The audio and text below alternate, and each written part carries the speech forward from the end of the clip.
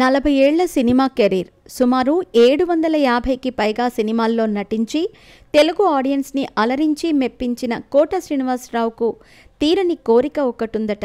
అందుకోసం ఆయన ఏకంగా 18 ఏళ్లు పరితపించారు. కానీ అది జరగలేదు. మరి ఇంతకీ ఆ కోరిక ఏంటా అనుకుంటున్నారా? సినిమా ఇండస్ట్రీలో కోట శ్రీనివాసరావుది ప్రత్యేక స్థానం. 1978లో చిరంజీవి సినిమా ప్రాణం ఖరీదుతోనే ఆయన కూడా ఇండస్ట్రీలోకి అడుగుపెట్టారు. కమెడియన్గా, విలన్గా, క్యారెక్టర్ ఆర్టిస్ట్గా సుమారు 750కి పైగా సినిమాల్లో నటించారు. తండ్రిగా, తాతగా, మామగా, బాబాయిగా ఇలా ఎన్నో పాత్రల్లో ఒదిగిపోయి ఆడియన్స్ చేత చప్పట్లు కొట్టించుకున్నారు.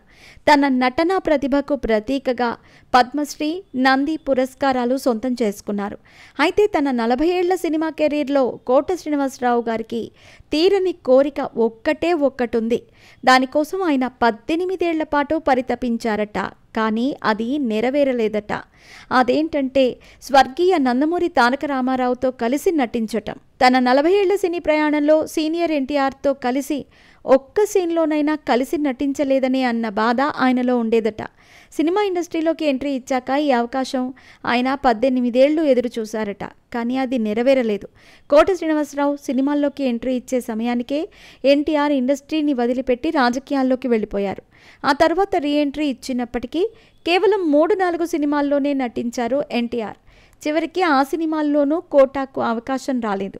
చివరకు ఎన్టీఆర్, మోహన్ బాబు ప్రధాన పాత్రల్లో నటించిన మేజర్ చంద్రకాంత్ సినిమాలో ఒక పాత్ర కోసం కోటాకు పిలుపు వచ్చింది. కానీ అప్పటికే కోటాకు బిజీ షెడ్యూల్ ఉండటంతో ఆ ఛాన్స్ కూడా పోయింది.